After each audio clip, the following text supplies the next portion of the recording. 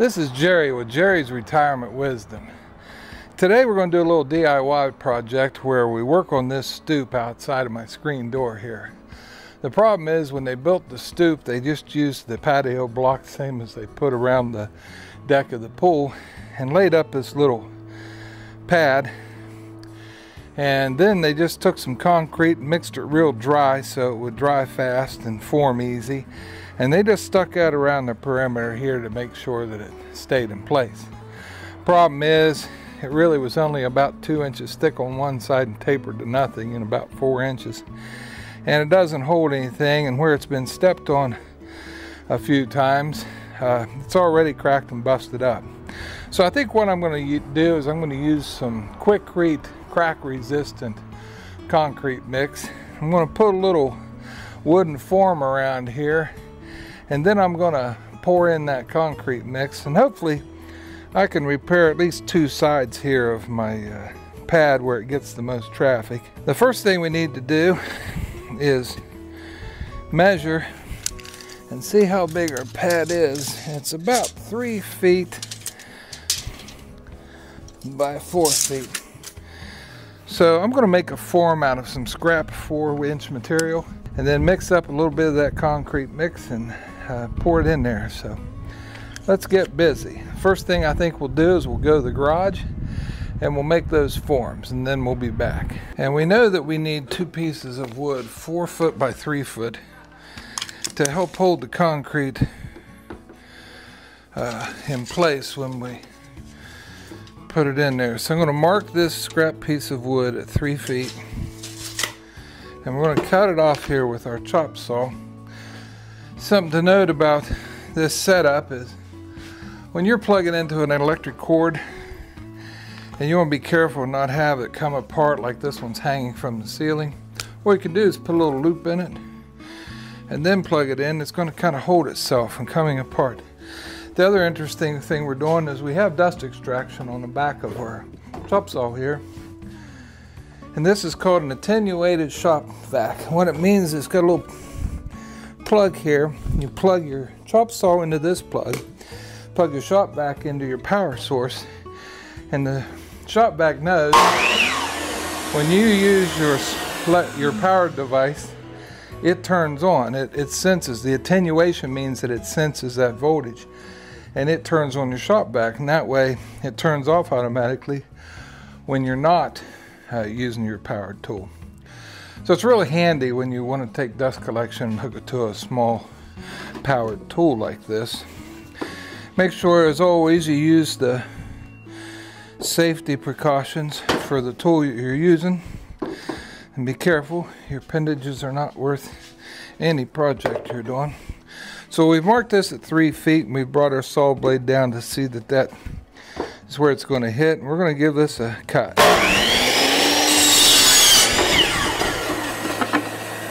There's our 3 foot piece. And we know our next piece needs to be 4 feet long, because the corner that we're working on is 3 foot by 4 feet, but I'm going to extend that and make it about 4 feet, say 5 inches.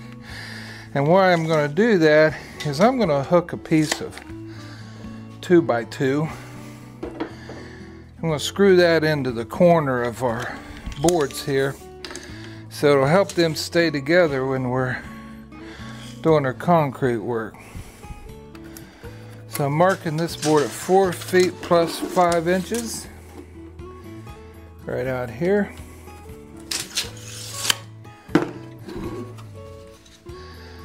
We're going to chop that off. 4 feet 5 inches ought to give us what we want. Okay. Now, so those 2 pieces. This little piece of 1 by, we only need it to be about as tall as the board. We don't want it sticking down. It's going to hold us up off the ground. So I'm just going to mark it here and cut it to whatever width that board is. I don't even know. Let's cut our little piece of wood here at 4 inches.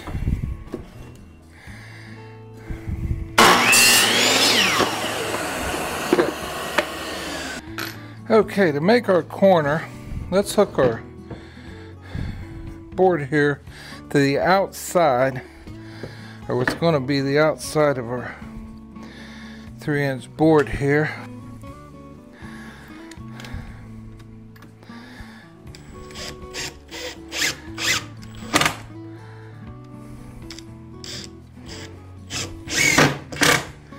Okay, so that's going to be a 3-inch board.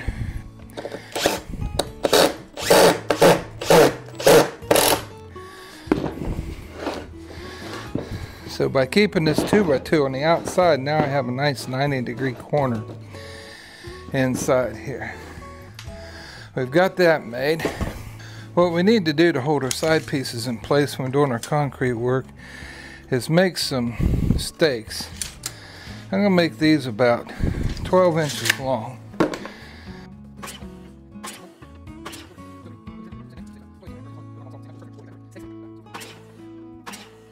This one.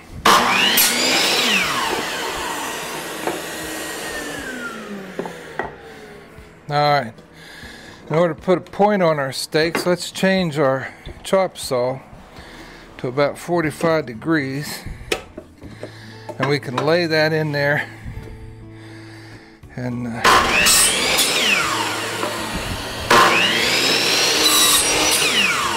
flip that over, and we can make some points on our boards. You need to go about the middle of the end of the board, flip it, and back the other way.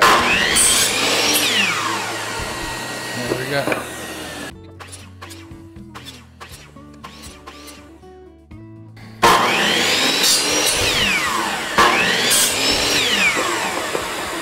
We've got our form made up. We've made ourselves about 6 stakes. That ought to be enough. Well, we're back with the parts we need. Now the next thing, I suppose, is to clear this out. Get rid of those busted pieces that are not doing us any good around the edge of our patio here. Looks like they're coming up pretty easily, except for that last one. There it comes. All right. Across the end here. Same way. Just going to remove this a little bit. Now you see it tapered, so when we, even though we're going to put a form in here, when we put our new pieces in, we'll want to taper them a little bit as well so you don't catch your toe on them. And that right there is as far as we want to go. We're just going to smooth this up a little bit. We don't dig too deep because it doesn't have to be real deep. Just a bit more maybe than that 2 inches we saw. And come back this way. And come this way as well. Like I said, it's not going to be a completely flat 4x4 repair. And then I've got a little corner here where I can sort of anchor it when we come down through here. And I know our 4-inch piece of wood might stick out, so I'm going to give it a little more there. Alright, so let's try our form. Let me see, remember when we made it in the garage, I fixed it up so that it'll go right about like this.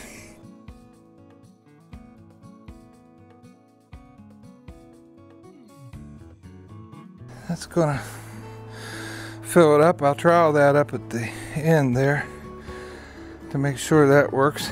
And then, remember we made some stakes.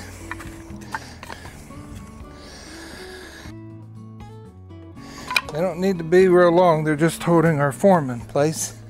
That's all it'll need. I'm gonna run some screws right here into our form.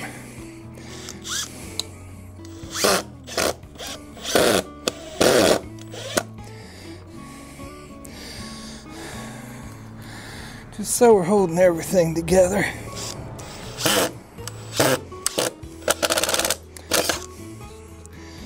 We're not putting those screws all the way in. We just want them in there enough to hold our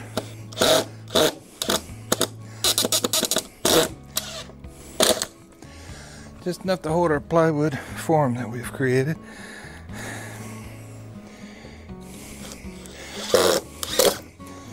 That's good. Might stick one more in, and I'm not even gonna screw it, just put it there. Okay, so we've got our form put in place. I'm gonna stick a little blue tape along the edge of our block here, just so when I shovel the concrete in, I don't stain the block we've got here. There we go, you have it. Blue tape, concrete form. All we need now is a little bit of concrete. So what we have here is a bag of ProFinish by Quikrete. It's crack resistant concrete mix, and what it has in it, it's fiber reinforced. So there's fibers in there, and that should help keep that from breaking up when it's stepped on. We could put rebar or something like that in it, and that might help. But actually, I think the fiber in the concrete mix will do the trick. I'm gonna mix it right here in my wheelbarrow with a hoe. Hoe would be this tool here. And then I'll shovel it with my shovel into my form over there. But all you need with Quikrete is water and your mix. You can actually see a little fiber. It's almost like fiberglass in it. Now, if you were mixing regular concrete, you'd have concrete mix, sand, and rock. And the concrete mix has a lot of lime in it. But when you buy Quikrete, it's already mixed in the right proportions of rock and sand. And all you do is add water. Now the trick is going to be that we don't want to add too much water. We're going to get a real soupy mix that we can't form. So we'll add our water slowly, and that way we won't get too wet. If it gets wet, it's not going to form that slope we need. I think the mistake the previous people made when they put that border on there was they made the concrete mix even too dry, and then didn't have the propers it needs to bind together. Because of course it's the ingredients in the concrete mix plus the water that creates the bond in concrete. Be careful when you're doing concrete. You don't want to splatter it all over anything like your fence. Keep that clean.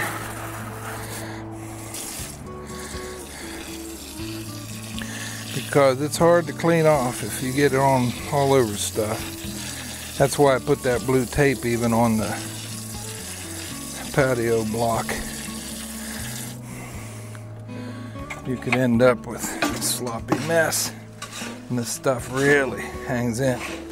Of course, clothes you wear, you don't want anything you wouldn't mind ruining, because it won't wash out either very well. But for a little job like this border, a couple square feet, bag of Quikrete will do the trick. That bag is 80 pounds. Back in the day, you could buy a 50-pound bag of Quikrete. And a little marketing trick At some point they wanted to keep the price of a bag of concrete, Quikrete, the same, so they went to a 40 pound bag. So I don't think it fools anybody, but a marketer somewhere, I guess, is pleased with himself that they could keep the price the same. So now your options typically are to use a 40 pound bag or an 80 pound bag. In this case, I opted to go with one 80 pound bag. And you see that's here, it's starting to look really good. It's not too thin, it's not running like water, and it sort of forms when you hit it with the hoe. But they don't want it so wet that it pours like water. When we get it in our form, we won't be able to do anything with it. It'll just slosh around in there.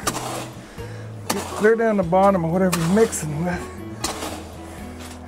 because there's some dry in there.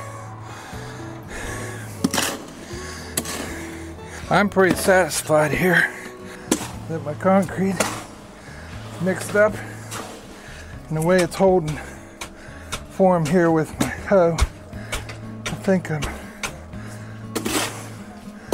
pleased with how much water we've got mixed in.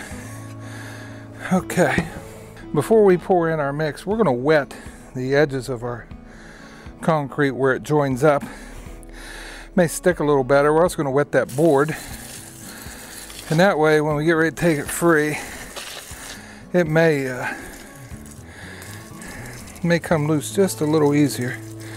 But definitely want to wet the old concrete and the edges of the block where we're pouring our new mix, and that'll help it stick along that edge. Now that we've wetted our mold, then we need to start is just putting in our concrete.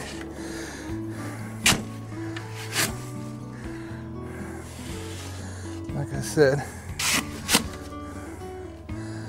it's going to taper, so it won't have to be clear full. We've got just a little bit left here in our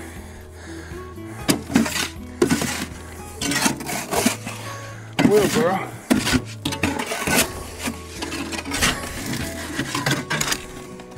In case we need a little more. So I think to get started, I'm going to use a combination of our pointed and rectangular trowel.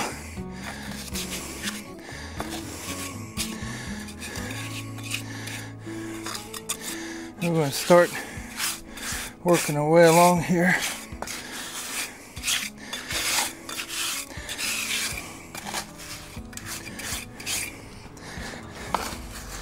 Remember, it's going to be at an angle so we can work that concrete from the form over to the stone.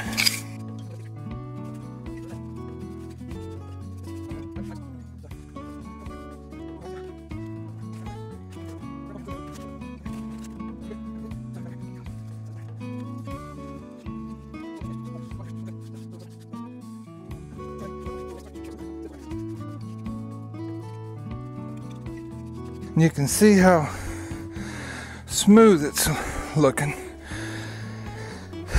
Now what this tool is for is it goes in that crack right at the edge of our block.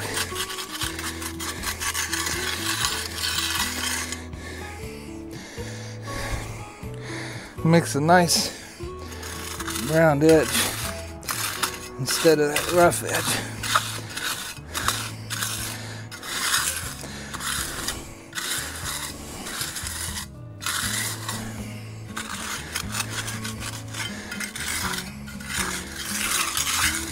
Then you just tip and pull.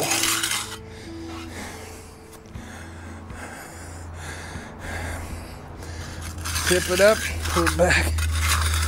Tip it up, pull it back. And keep going with that motion.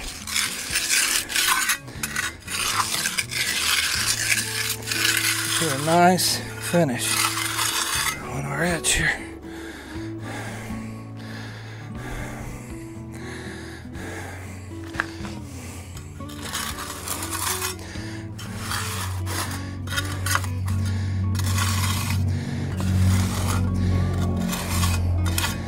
Okay, cut that edge, going back to my pointed trowel. Now all I'm going to try to do is pretty this up as much as I can.